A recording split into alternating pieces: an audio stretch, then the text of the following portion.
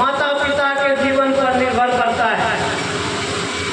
सभी कोई भी बच्चा हो, बच्चा का जीवन जो है माता पिता उनके गुरु होते हैं। प्रथम गुरु माँ होती है। माँ से बच्चा का अधिक लगाव होता है। जब बच्चा जन्मता है वो अपने माँ को देखती है कि यह माँ ही मेरे लिए सब कुछ है। क्योंकि आँख जब खुलता है बच्चा का तब बच्चा माँ को देखने लगती है। माँ से मोह बढ़ जाती है और बच्चा माँ को ही पकड़ती है कि माँ ही मेरा सहारा है, माँ ही सब कुछ है। क्योंकि माँ पालती है, माँ करुणामय होती है, माँ को पालनहार कहा गया है। माँ की दर्जा इस देश में मातृदेवो मातृ जो है माँ का देव के रूप में उन्हें पूजा किया जाता है। आप लोग भी पूजा करते हैं।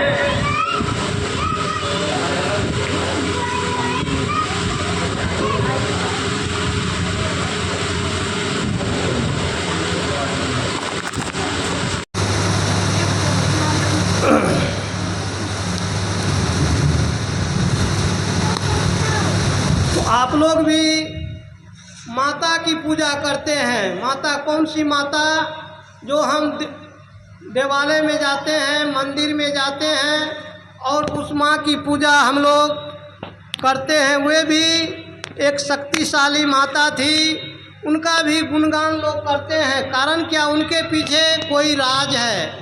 क्योंकि उनके जीवन में मातृगुण, मातृसत्ता और मातृशक्ति को देखने को मिला, इसलिए उनकी पूजा हम करते हैं। और हम बड़े लगन से माँ की पूजा करते हैं, क्योंकि माँ देवी के रूप में माना गया है और देवी है भी। इस संसार में सबसे पहले माँ की दर्जा सबसे पहले। देखिए, हम माता का किसको कहते हैं? मातृ को, धरती को माँ कहते हैं। क्या कहते हैं? धरती माता। क्योंकि धरती माता सबको पालती है, इनसे सबका जीवन चलता है। यदि धरती न हो तो किसी का जीवन नहीं चलेगा। इनसे अन्न मिलता है, इन पर हम रहते हैं, इन पर सोते हैं और इनमें मिल जाते हैं। क्योंकि धरती माता जो है, मिट्टी जो है, सबके शरीर में मिट्टी का अंश है और यह शरीर मिट्टी से बना हुआ है।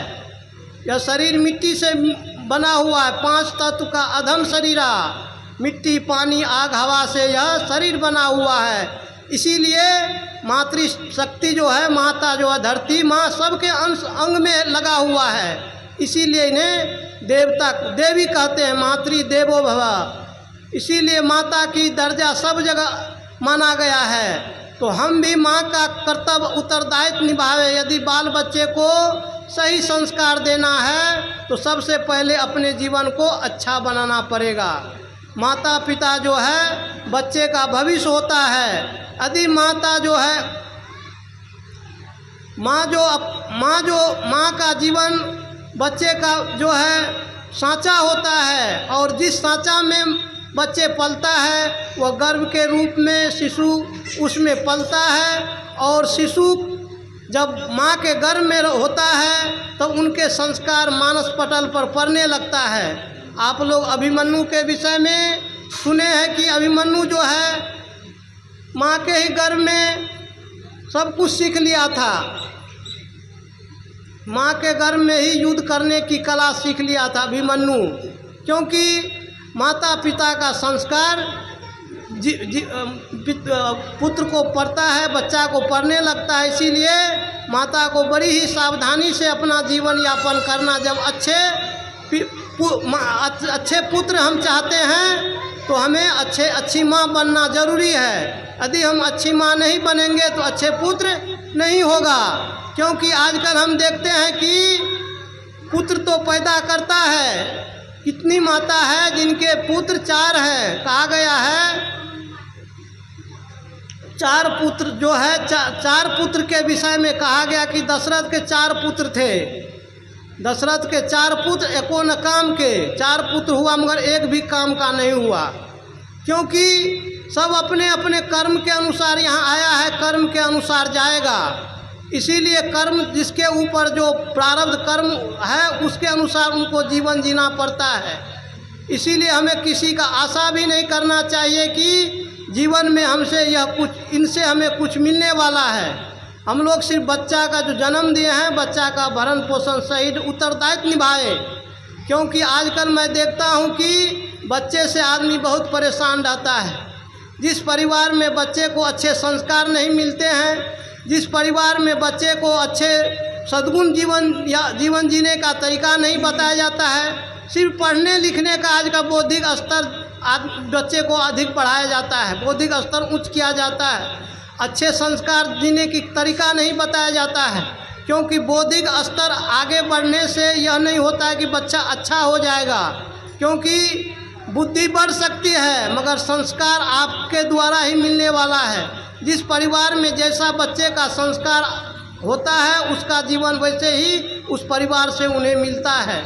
इसीलिए हमें अपने संस्कार को ठीक करना पड़ेगा। क्योंकि माता पिता देखते हैं, किसी माता को देखता हूँ कि बहुत गाली देती है, घर परिवार में गाली गलौज करती है, मारपीट करती है, झगड़ा करती है और सास से लड़ती है, किसी की बात नहीं मानती है, खाना पीना बनाने में शुद्धता पवित्रता नहीं है और जीने का ढंग अच्छा नहीं है। खान पान क्या करता है, जैसा अन्न वैसा मन माना जाता है। आप यदि मांस खाएंगे, हार खाएंगे, चाम खाएंगे तो आपका बच्चा राक्षसे ने पैदा करेंगे। जैसा अन्न खाएंगे वैसे अन्न से उनकी शरीर का निर्माण होता है। और अब हार मांस खा के बच्चे पैदा करेंगे तो उनका वह बच्चा क्या होगा, राक्षस वृत्ति का हो जाएगा। क्योंकि हिंसा करके आदमी बच्चे का शरीर का निर्माण करता है। इसीलिए हमें शाकाहारी भोजन करना चाहिए, पवित्र भोजन करना चाहिए और पवित्रता से जीवन जीना चाहिए। हम लोग आजकल टीवी मोबाइल में क्या देखते हैं, टीवी मोबाइल इंटरनेट में हम अच्छा चीज़ कम देखते हैं, बुरा चीज़ अधिक देखते हैं, जिससे गलत संस्कार अपना पड़े और बच्चे पर पड़े। एक साथ बैठकर हम टीवी देखते हैं, कैसे कैसे फिल्म गंदे देखकर जीवन अपना भी बच्चे का भी बर्बाद करते हैं। संस्कार कहाँ बनेगा? क्योंकि संस्कार जो देखता है, सुनता है, जो बच्चा गुनता है उसी का संस्कार बच्चे पर पड़ता है। इसीलिए बच्चे पैदा करना कोई बड़ी बात नहीं है, बच्चे को अच्छा बनाना चाहिए। एक सुल्ताना डाकू हुआ जो बहुत प्रसिद्ध माना गया है। देखिए सुल्ताना डाकू की कहानी कैसे प्रसिद्ध हुआ है, आप लोग सुन लीजिए कि अपने बच्चे को सुल्ताना बनाना है कि बुद्ध, महावीर, कबीर, संत बनाना है या क्या करना है, आप लोग के ऊपर निर्भर है। सुल्ताना डाकू कैसे प्रसिद्ध डाकू हुआ, उनकी एक कहानी है जो बहुत ही सीखप्रद है, मगर आदमी इस बात को नहीं समझता है। जिस प्रकार बगीचे को सींचने में कितनी मेहनत लगती है, बगीचा कोई सींचता है, फुलवारी बगीचा, तो उसको कितना देखभाल करना पड़ता है। उसी प्रकार हम जिस वातावरण में रहते हैं, जिस माहौल में रहते हैं, जिस परिवार में रहते हैं, उस परिवार में किस प्रकार का बच्चा क्या सीखता है, क्या नहीं सीखता है, उस पर निगरानी सबसे पहले माता पिता की होनी चाहिए। फिर बच्चा आपका संस्कार हो सकता है, कृष्ण, बुद्ध, महावीर, राम जैसा उनके संस्कार हो सकता है। तो इसीलिए हमें सुल्ताना डाकू की तरह बच्चे की शिक्षा नहीं देना चाहिए। तो सुल्ताना डाकू कैसे डाकू हुआ, इसकी एक कहानी प्रसिद्ध है, आप लोग सुने। सुल्ताना जब बच्चा था, बच्चा है आगे हो, इसको हटाओ कुछ।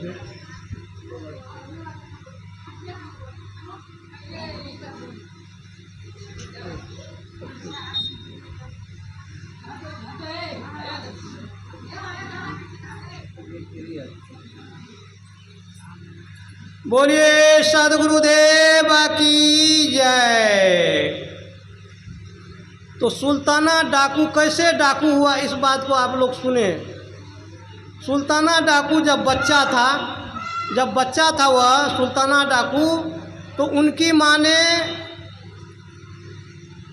माँ ने क्या कहा कि बच्चा का संस्कार होता है, खेलते खेलते बच्चे के संग में उससे कुछ करने लगता है, उनको पता नहीं, अबोध होता है बच्चा। जब कोई बच्चा कोई काम करता है, यदि किसी का कुछ तोड़ लेता है, किसी का कुछ ले लेता है, किसी से कोई झगड़ जाता है, यदि बच्चा किसी कारण किसी से झगड़ जाता, आप लोग लड़ाई मत कीजिएगा, क्योंकि बच्चा एक तुरंत मिल जाता है उससे, और माता पिता झगड़ जाता है बच्चे के लिए कि मेरे बच्चे को ये कहा, वो कहा, ऐसा कहा, वैसा कहा। बहुत बड़ा विवाद मैं देखता हूँ, कहीं कहीं बच्चे के लिए लड़ाई कर लेता है। बच्चे तो मन का सच्चा होता है, उनको ये भी पता नहीं गाली है क्या है नहीं है, कौन किसको दिया है नहीं दिया है। इसीलिए बच्चा जो है भगवान का रूप होता है, भगवान का रूप बच्चा, क्योंकि उनका हृदय साफ होता है, पवित्र होता है। तो सुल्ताना डाकू जब बच्चे के साथ कुछ खेलते कूदते कुछ करने लगता था, तो करते करते से वह कुछ बच्चे के साथ कुछ तोड़ लाया, किसी के दरवाज़ा से आम तोड़ लाया। आम होता है बड़ा लालची चीज़, पका हुआ आम तोड़ लाया। तो आम जब तोड़ लाया किसी के यहाँ से बच्चा, तो उनकी माँ क्या कहता है कि कहाँ से लाए हो? तो कहा कि मैं फलने यहाँ से लाया हूँ। तो कि एक ही तोड़ के लाए हो? अरे एक तुम खाता, एक मैं खाता, दो तोड़ लेता तो दोनों जने का हो जाता, दो काहे न तोड़ा? तो बच्चे को हिम्मत मिला कि माँ तो हमें कह रही है 2 आम तोड़ने के लिए, क्या करें 2 आम तोड़ने के लिए। वो बच्चा गया, देखा कि आम पका हुआ है, तुरंत 2 आम तोड़ के चुपके से ले आया। अब बच्चा को शाबाश देने लगा, वाह तुम तो बहुत अब अभी से कमाने का धंधा अपना लिया। क्योंकि बच्चा कुछ किसी लिए करता है तो उससे लाभ होता है, तो उनको धन्यवाद दिया जाता है। तो क्या कहा, 2 आम तोड़ के लाया, अच्छा किया। तो बच्चा क्या किया देखो,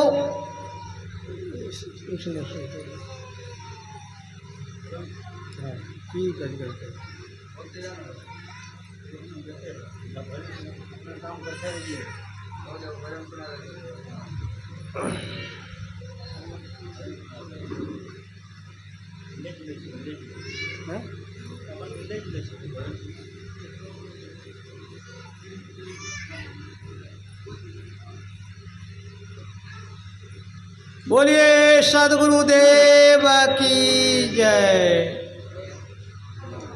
संत बहने वाला सुनाई सुनते तब ना।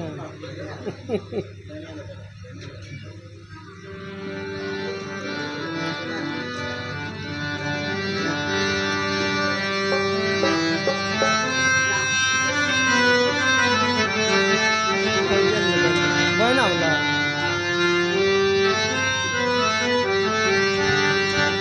बहिना चलू चलू सत्संग में, हम जय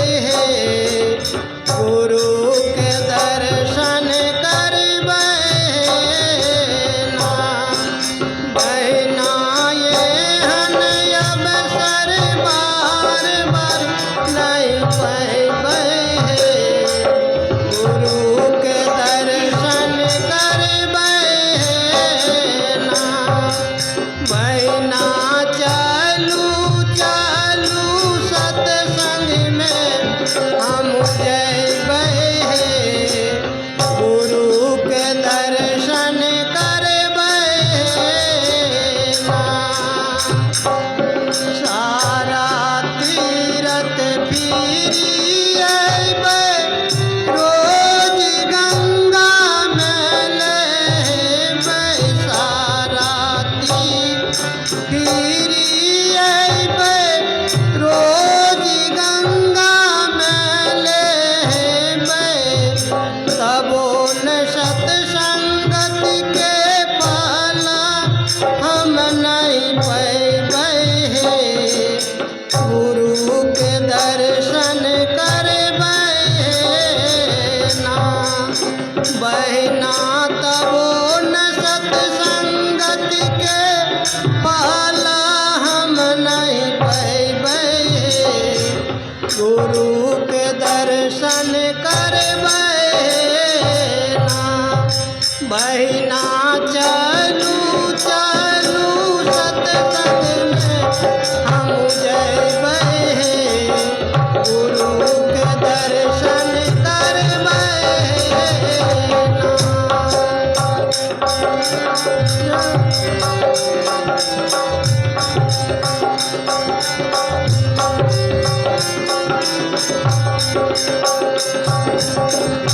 काहे इंद्रमती पुकार बहिना अर्जी सुनियो हमार। काहे इंद्रमती पुकार बहिना अर्जी सुनियो हमार। बहिना बहिना बिना गुरु के मुक्ति हम नहीं पैबै।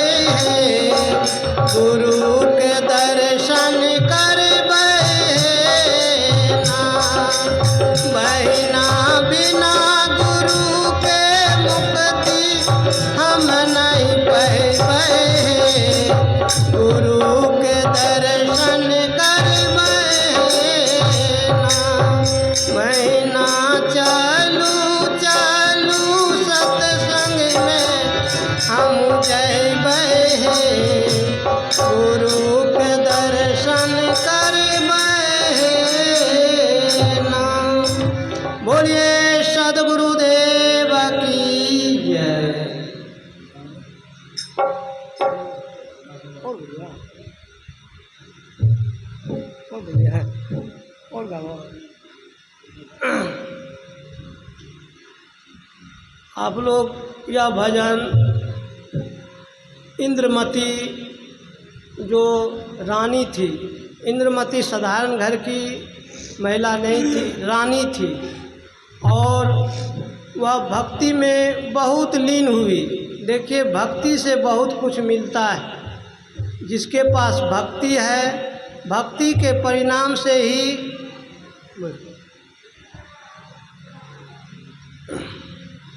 भक्ति के परिणाम से ही, भक्ति के फलस्वरूप ही, और भक्ति के स्वरूप को सब जानता है। जो भक्ति किया है, जैसे सबरी नारी भक्ति की राम की, राम का उपासक था, राम की भक्ति में तल्लीन हो गई और उनका नाम देखिए अभी हम लोग जानते हैं। और भगवान राम के लिए वह कितना दिन इंतज़ार किया, कितना उनके अंदर भगवान के प्रति उनके अंदर भक्ति थी कि उन्होंने जूठा बैर खाकर भी समझ नहीं पाया कि भगवान को जूठा बैर खिलाया जाए कि सही बैर खिलाया जाए।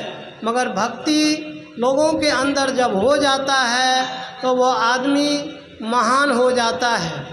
इसीलिए हमें भक्ति करनी चाहिए। भक्ति किसकी करनी चाहिए? सद्गुरु संतों की। सद्गुरु संतों की जिसने भक्ति किया वह इसी जीवन में मोक्ष प्राप्त कर लिया, इसी जीवन में अपना कल्याण कर लेता है। और जितने भी दुख आदमी के पास है, जितने भी तकलीफ आदमी के पास रहता है, वह सद्गुरु संत हर लेते हैं। क्या कर लेते हैं?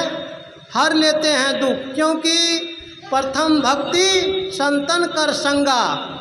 सबरी माता ने जब राम का उपासना की, राम ने उन्हें दर्शन दिया, तो उसने कहा प्रथम भक्ति संतन कर संगा। प्रथम भक्ति क्या है? संतन का संग करो, सत्संग करो, सत्संग में जाओ और संतों की वाणी सुनो। हम लोग सत्संग में नहीं आते हैं, क्योंकि सत्संग से समझते हैं क्या लाभ होता है। क्या समझते हैं? सत्संग से कोई लाभ नहीं है। जैसे मकई सुखाएंगे, मकई